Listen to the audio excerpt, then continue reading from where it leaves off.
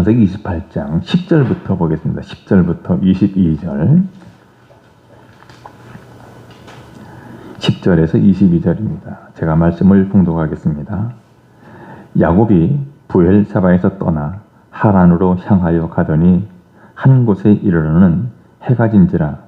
거기서 유숙하려고 그곳에 한 돌을 가져다가 베개로 삼고 거기 누워 자더니 꿈에 본즉 사닥다리가 땅 위에 서 있는데 그 꼭대기가 하늘에 닿았고, 또 본즉 하나님의 사자들이 그 위에서 오르락내리락 하고, 또 본즉 여호와께서 그 위에 서서 이르시되 나는 여호와니 너의 조부 아브라함의 하나님이요 이삭의 하나님이라. 내가 누워있는 땅을 내가 너와 내 자손에게 주리니 내 자손이 땅의 티끌같이 되어 내가 서쪽과 동쪽과 북쪽과 남쪽으로 퍼져나갈지며 땅의 모든 족속이 너와 내 자손으로 말미암아 복을 받으리라. 내가 너와 함께 있어 내가 어디로 가든지 너를 지키며 너를 이끌어 이 땅으로 돌아오게 할지라. 내가 내게 허락한 것을 다 이루기까지 너를 떠나지 아니하리라 하신지라. 야곱이 잠이 깨어 이르되 여호와께서 과연 여기 계시거늘 내가 알지 못하였도다. 이에 두려워하여 이르되 두렵도다 이곳이여. 이곳은 다름 아닌 하나님의 집이요 이는 하늘의 문이로다 하고, 야곱이 아침에 일찍이 일어나 베개로 삼았던 돌을 가져다가 기둥으로 세우고 그 위에 기름을 붓고 그곳 이름을 베델이라 하였더라. 이 성의 옛 이름은 루스다나.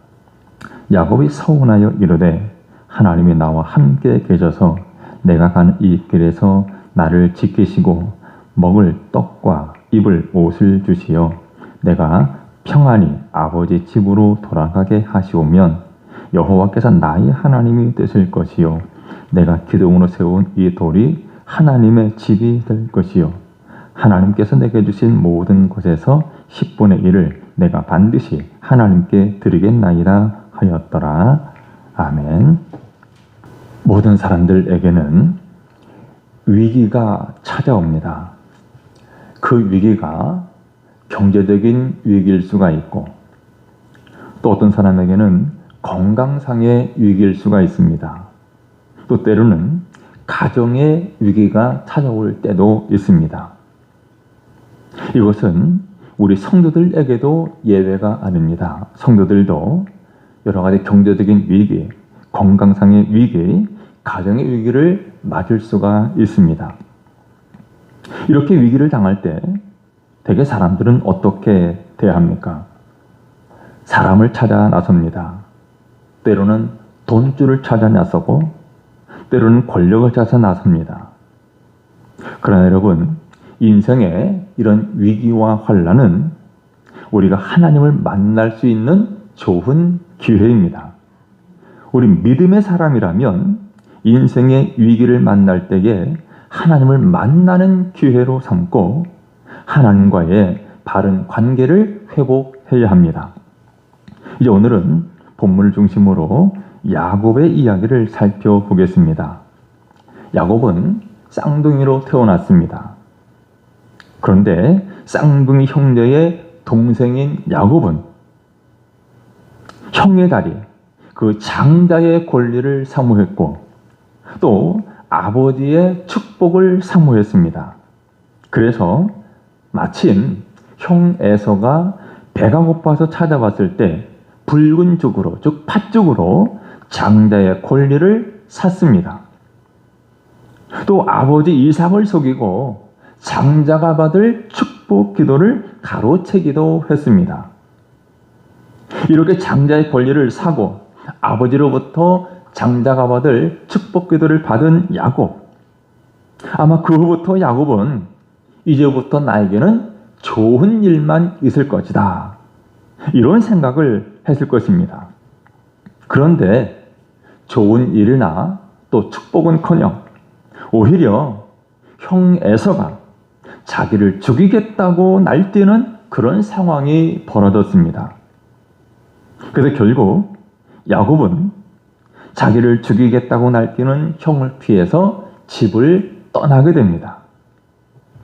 여러분, 여기서 우리는 어쩔 수 없이 사랑하는 가족들, 특별히 자기를 끔찍히 사랑하는 어머니를 떠나서 머나먼 하란 땅으로 도망가는 야곱, 그 야곱의 나이가 몇 살인가를 기억할 필요가 있습니다. 과연 야곱의 이때 나이가 몇 살쯤 됐겠습니까? 젊은 청년은 아닙니다. 야곱의 나이를 역추적을 해서 계산을 해봐야 되는데, 그가 나중에 애굽 땅 바로 앞에 섰습니다. 그때 이야기하는 과정에 자기가 나이 130살이라고 말을 하죠. 자, 그리고 그 130살 나이는 요셉의 나이를 계산해 보면 추정할 수가 있습니다. 요셉을 잃은 지 22년 만에 애굽 땅에 가서 바로를 만났습니다. 그리고 요셉의 나이가 17살 때에 요셉이 애굽 땅으로 팔려갔죠. 이런 요셉의 나이를 역추적해 가면 집을 떠나는, 하란으로 떠나는 당시의 야곱의 나이를 계산할 수가 있는데, 역추적해서 계산을 해보면 77살이라는 것을 알 수가 있습니다. 청년의 나이가 아닙니다. 중년의 나이도 아닙니다.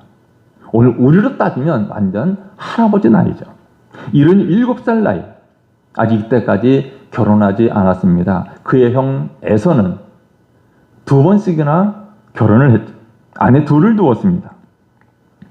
자, 77살 나이에 오늘 본문 10절에 보면 야곱이 부엘사바에서 떠나서 하란으로 향하여 갑니다.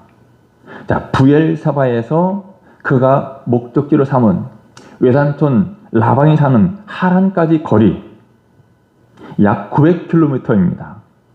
우리나라의 서울과 부산을 왔다 갔다 하는 왕복하는 거리가 돼요. 물론 당시에는 지금보다는 평균 수명이 길었지만 그래도 77살 노인이 900km의 거리를 걸어갑니다.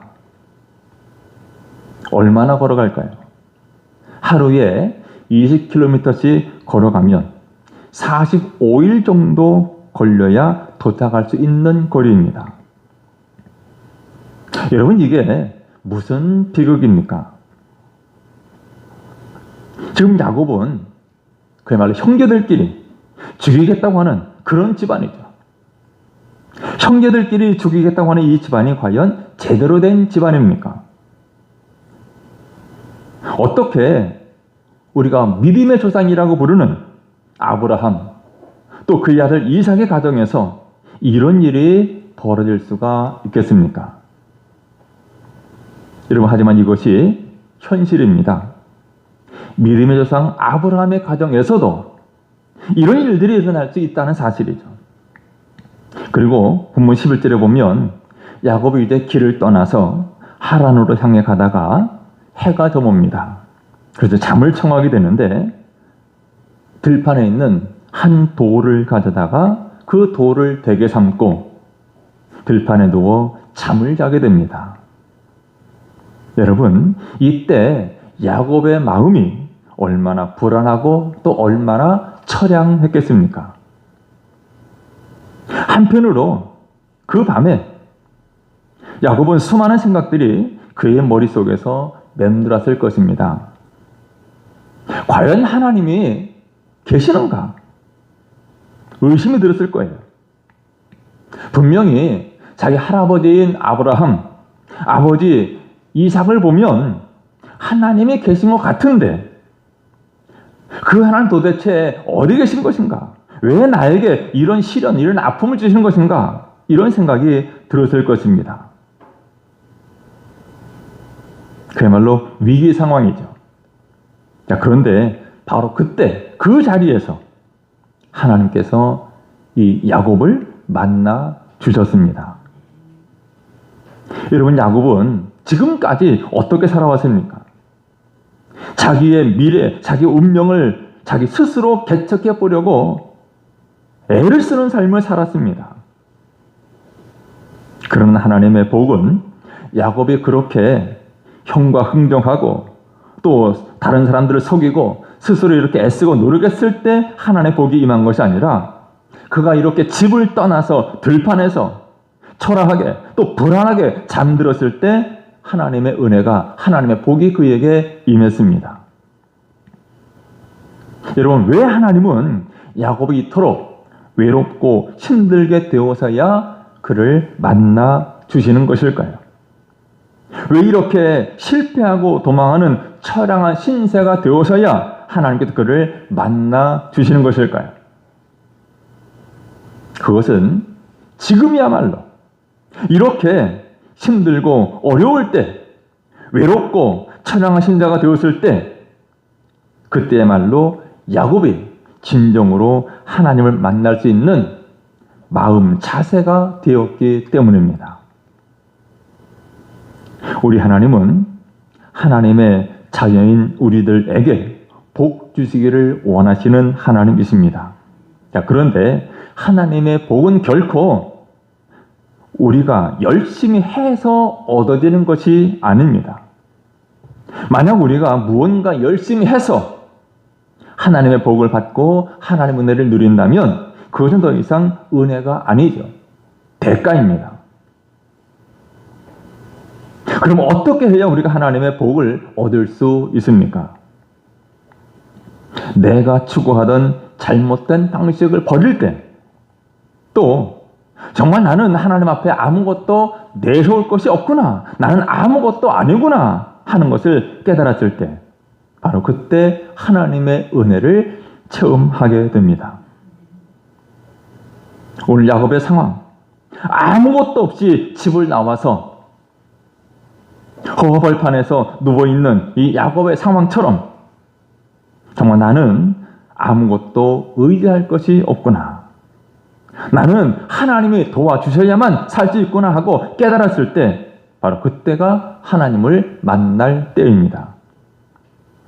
이것은 꼭 물질적으로 어렵게 된다거나 어떤 힘든 문제가 생기는 것만을 의미하지는 않습니다. 하지만 사람은 어떻습니까? 참 어쩔 수 없게 이런 어려운 상황이 되었을 때 마음이 가난해지는 것이 현실입니다. 일이 엄청나게 잘 풀고 있을 때, 그때는 마음이 가난해지거나 또 간절히 하나님을 찾는 경우가 많지 않습니다. 그런데 어려운 문제가 생겼는데도 전혀 마음이 가난해지지 않고 전혀 하나님을 찾지 않는다면 아직도 하나님이 주시는 복을 받을 준비가 안 되어 있는 것입니다. 여러분, 지금 여러분 어떻습니까? 어려운 처지에 놓였습니까? 위기가 찾아왔습니까? 지금 내가 어려운 처지에 있다면, 위기가 찾아왔다면 이것 때문에 좌절하고 포기해서는 안 됩니다. 왜 그랬습니까? 오히려 그때가 하나님 앞에서 우리 자신의 진짜 모습을 볼 수 있는 때입니다. 우리 마음이 가난해질 수 있는 때입니다. 그때가 바로 하나님을 만나고 하나님의 은혜를 체험하고 하나님의 복을 누릴 수 있는 때입니다. 자, 본문 12절 말씀 보면 야곱은 그날 밤 꿈을 꿉니다. 그가 꿈에서 이것을 보죠. 사닥다리가 땅 위에 서 있었다라고 말합니다. 사닥다리. 우리말 사닥다리는 사실 돌 계단이라고 번역하는 것이 더 맞습니다. 야곱은 그 당시 있었던 고대 지구라트 돌 계단을 보았을 것입니다. 그 지구라트 돌 계단처럼 하늘로 길게 뻗은 돌 계단을 보았습니다. 천사들이 그 돌 계단의 층계를 오르락 내리락 하고 있고 하나님께서 그 위에 서서 그에게 말씀하십니다. 여러분, 야곱이 본 이 꿈은 보통 꿈이 아닙니다. 항상 꾸는 꿈도 아닙니다. 아주 특별한 꿈입니다. 하나님의 메시지가 담긴 꿈입니다. 하나님은 꿈속에 야곱에게 약속들을 주시는데 모두 7가지 약속을 해 주셨습니다. 먼저 13절, 14절에 보면 세 가지 약속이 나와 있는데 13절에 첫 번째로 내가 누워있는 땅을 너와 내 자손에게 주겠다. 지금 누워있는 그 땅을 주겠다는 거죠. 두 번째 14절에 보면 내 자손들이 땅의 티끌처럼 많아져서 동서남북 사방으로 퍼져나갈 것이다. 자손들이 번성할 것을 말씀하십니다.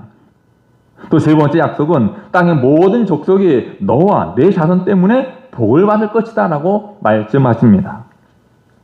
사실 이 세 가지 약속은 그의 조부 아브라함이나 그의 아버지 이삭, 아브라함과 이삭에게도 주셨던 약속입니다.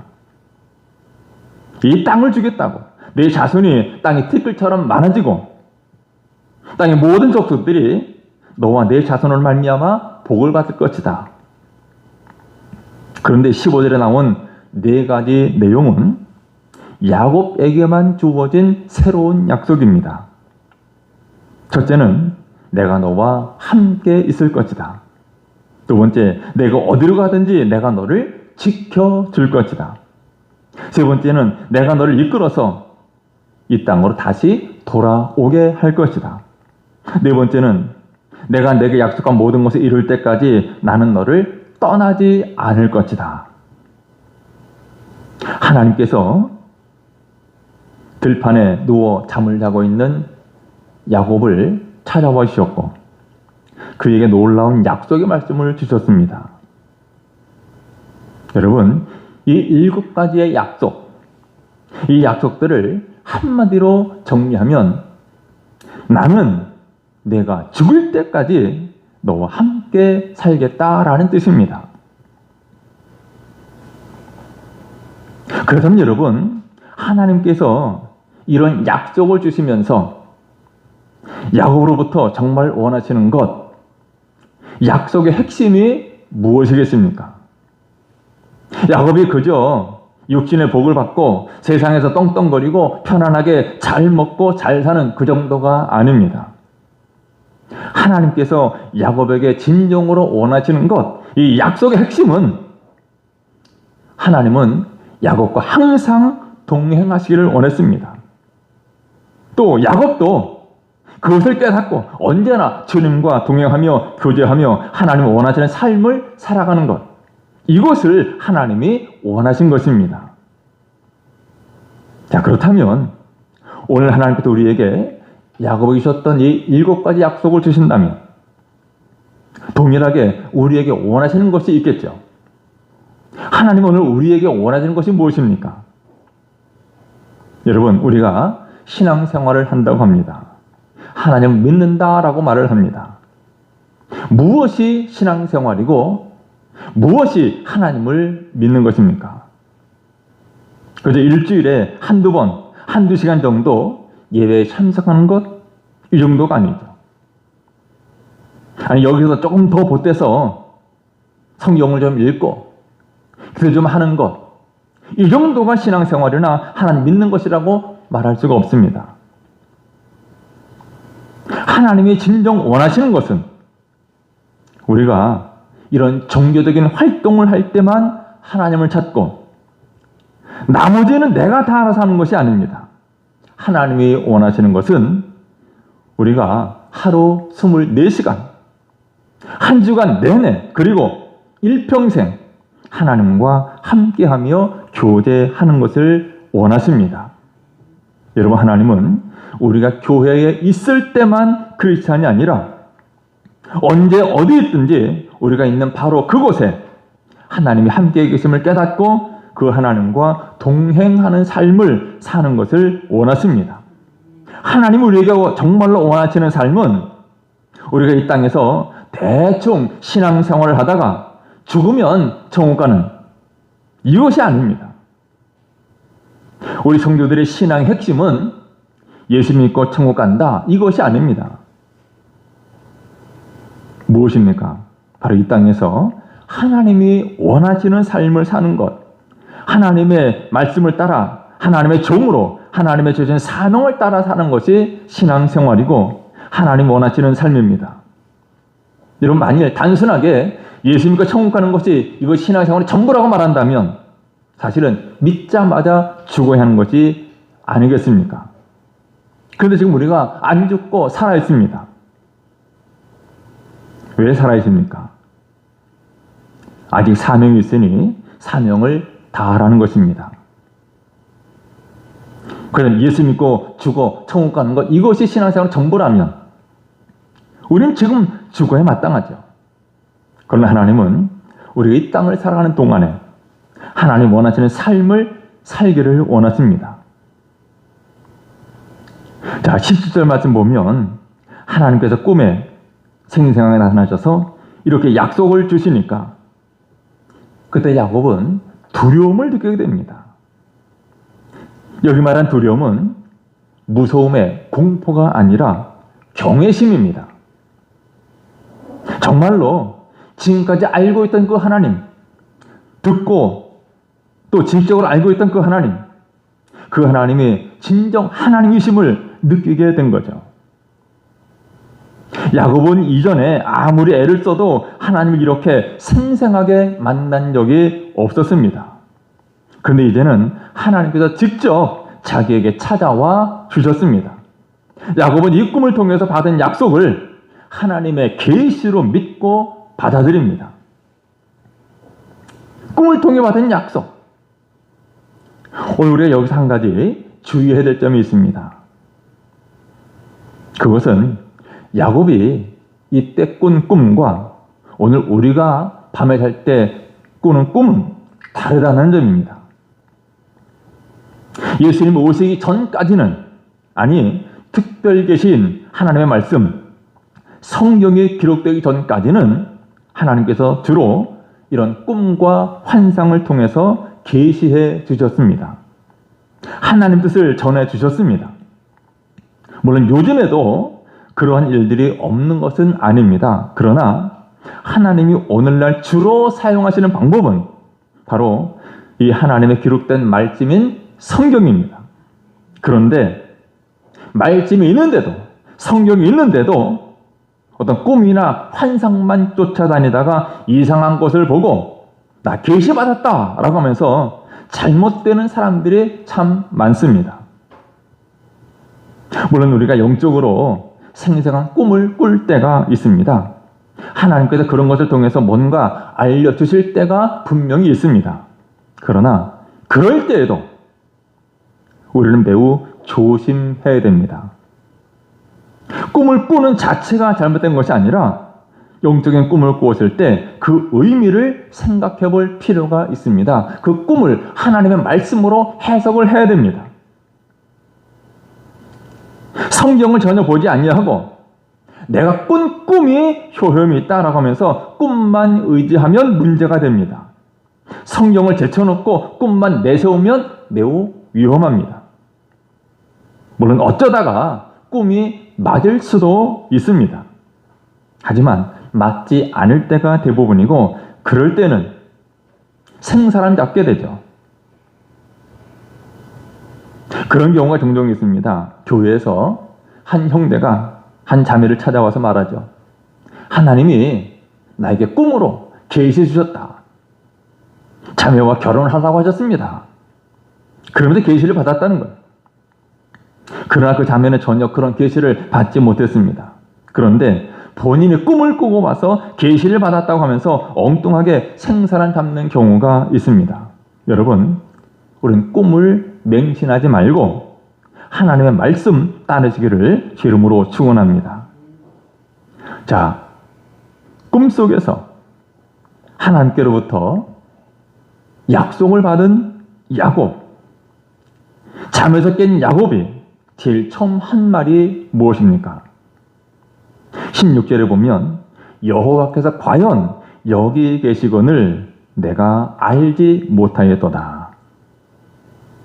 하나님이 여기 계셨는데 내가 알지 못했다라고 고백합니다. 여기 알지 못했다라는 것은 전에는 알지 못했었는데 이제 알게 되었다라는 뜻이죠. 여러분, 그렇다면 전에는 야곱이 하나님을 전혀 몰랐습니까? 아니죠. 전에도 하나님에 대해서 들었고 하나님에 대하여 아는 것 같았지만 문제는 실존적으로 알지 못했다라는 것입니다. 하지만 이제는 들어서 아는 것이 아니라, 배워서 아는 것이 아니라 체험하여 알게 되었다는 겁니다. 그러니까 할아버지 아브라함의 하나님, 또 아버지 이삭의 하나님이 아니라 이제는 하나님이 나의 하나님, 나의 아버지가 된 것입니다. 이제 야곱이 아침에 일찍 일어나서 배기로 삼았던 돌을 가져다가 기둥으로 세웠습니다. 사실 돌로 기둥을 세우는 것은 두 가지 의미가 있습니다. 하나는 우상적인 의미입니다. 이 돌을 숭배하기 위한 목적으로. 그리고 또 한 가지는 기념비적인 의미가 있습니다. 당시 가나안에는 우상적인 의미의 돌 기둥을 많이 세웠습니다. 그러나 야곱은 지금 우상적인 의미가 아니라 기념비적인 의미로 돌 기둥을 세웁니다. 자신에게 꿈으로 계시는 하나님을 기억하기 위해서, 그리고 그곳의 이름을 베델, 즉 하나님의 집이라고 이름을 짓고 기억을 합니다. 여러분, 이전까지 야곱이 경험한 하나님의 말씀은 언제나 간접적인 말씀이었습니다. 다른 사람들을 통해서 주신 말씀이었습니다. 할아버지인 아브라함을 통해서, 또 아버지인 이삭을 통해서 들은 간접적인 말씀밖에는 없었습니다. 그런데 야곱은 이곳에서 자신에게 직접 말씀하시는 하나님을 만나는 놀라운 체험을 하게 되었습니다. 그래서 아침 일찍 일어나서 베고 잤던 돌을 세우고 그 위에 기름을 붓고 베델이라고 이름을 지었습니다. 그뿐만이 아니죠. 이제 하나님 앞에 야곱이 놀라운 서원을 하게 됩니다. 어떤 서원입니까? 자, 20절부터 22절 같이 한번 읽어봅니다. 시작. 야곱이 서원하여 이르되 하나님이 나와 함께 계셔서 내가 가는 이 길에서 나를 지키시고 먹을 떡과 입을 옷을 주시어 내가 평안히 아버지 집으로 돌아가게 하시오면 여호와께서 나의 하나님이 되실 것이요 내가 기둥으로 세운 이 돌이 하나님의 집이 될 것이요 하나님께서 내게 주신 모든 것에서 10분의 1을 내가 반드시 하나님께 드리겠나이다 하였더라. 아멘. 여기 보면 야곱이 하나님 앞에 서원을 하는데 어떻게 보면 하나님과 딜을 하면서 어떤 조건을 거는 것처럼 보입니다. 만일 하나님 이렇게 해주시면 내가 이렇게 하겠습니다. 물론 어쩌면 그런 마음이 약간은 있었을 것입니다. 그러나 이것은 야곱이 하나님의 약속이 의심스러워서 재확인을 받겠다라는 것이 핵심이 아닙니다. 오히려 지난밤에 하나님 주신 말씀, 그 약속을 자신의 것으로 받아들이겠다고 하는 믿음의 표시입니다. 하나님 그래 약속하신 건 나도 믿습니다. 그러니 그 약속을 행해 주시옵소서. 나도 이렇게 살겠습니다라는 거죠. 물론 아직까지 야곱의 믿음이 작습니다. 아직 야곱의 믿음은 불완전한 믿음입니다. 하지만 처음으로 하나님과 인격적으로 만나는 순간이 바로 이 순간입니다. 야곱으로서는 하나님과 동행하는 시작이 되는 사건입니다. 여러분 혹시 하나님의 말씀을 듣기는 듣지만 별로 깨닫는 것이 없습니까? 성경을 읽어도 별 감동이 없습니까? 말씀을 들어도, 말씀을 읽어도 깨닫지 못하고 감동도 안 됩니다. 그러면 무엇이 문제일까요? 성경이 문제가 아니죠. 지금 내 마음에 문제가 있는 것입니다. 하나님이 멀게만 느껴지고 지금 여기 내게 말씀을 계시다는 그런 의식이 없다는 거죠. 그런데 여러분 어느 날 갑자기 마치 벼락이 치는 것 같이 충격으로 말씀이 다가올 때가 있습니다. 말씀이 마치 날카로운 칼처럼 나를 찌르고 마음속을 파고드는 것처럼 느낄 때가 있습니다. 이전에는 나와 별로 상관이 없이 멀게만 느껴졌던 하나님의 말씀이 이제는 전부 다 나에게 말씀하시는 그 말씀으로 다가올 때가 있습니다. 왜 그렇게 됩니까? 성경이 달라진 것이 아니죠. 내 마음이 달라졌기 때문입니다. 내 태도가 달라졌기 때문입니다.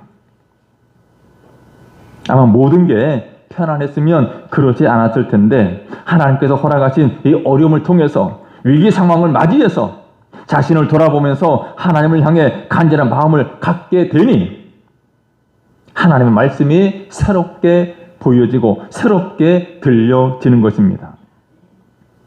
우리가 편안한 것만 추구하고 세상의 재미만 따라 살려고 하고 결국 그렇게 살면 우리가 망하게 된다는 것 하나님 너무나 잘 아십니다. 그래서 하나님은 우리를 너무나 사랑하기 때문에 망하는 길, 망가지는 것 그냥 보고만 계실 수가 없습니다. 그래서 우리에게 간절한 마음이 생길 수 있는 환경을 만들어 주시고 우리가 변화되게 도와주십니다. 그래서 우리의 삶에 때로 어려운 상황, 위기가 닥쳐오는 것입니다. 때문에 우리에게 일어나는 어려운 상황, 우리가 경험하는 위기 상황은 재앙이 아니라 오히려 은혜의 통로임을 믿으시기를 바랍니다. 하나님이 우리에게 요구하시는 것은 결코 우리의 완벽함이 아닙니다. 하나님께 나올 수 있는 간절한 마음, 또 가난한 마음, 애통하는 마음을 하나님이 원하십니다.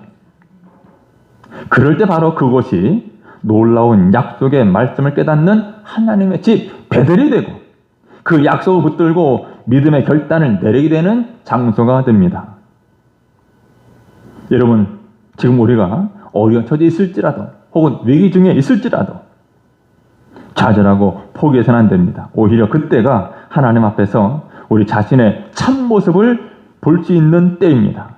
우리의 마음이 가난해질 수 있는 때입니다. 그때가 바로 하나님을 만나서 하나님의 은혜를 체험하고 복을 누릴 수 있는 때입니다.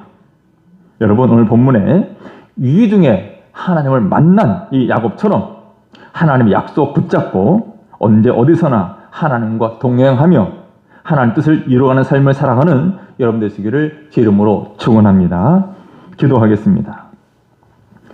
걸어가신 우리 하나님, 오늘 우리의 마음이 얼마나 완악하고 얼마나 견고하고 얼마나 강박한지 모릅니다. 하나님의 은혜가 없이는 하루도 살아갈 수 없는 저희들인데 내 생각과 내 고집대로 내 뜻대로 내가 무언가 이루려고 야곱처럼 힘쓰고 애쓰지 않았습니까? 하나님 우리에게 은혜를 베풀어 주시고 우리를 쳐서 깨뜨려 주옵소서. 주께서 저희들을 만나 주시며 변화시켜 주옵소서. 하나님 앞에서 참으로 약한 자요 아무것도 아니며 하나님 은혜 없이는 살 수 없는 미련하고 우둔한 저희들인 것을 깨닫고 발견하고 늘 하나님 앞에 심령이 가난한 자가 되게 해 주옵소서. 그래야 하나님의 베푸시는 은혜를 깨닫게 하시고 하나님의 말씀으로 날마다 새로워지며 독수리의 날개치 올라간과 같은 새 힘을 공급받게 해 주옵소서. 하나님의 은혜 가운데 하나님과 동행하며 하나님 뜻 깨닫고 분별하고 더욱 주의를 힘쓰는 삶 살아가는 우리 모두가 되게 해 주옵소서. 예수님의 이름으로 기도드리옵나이다. 아멘.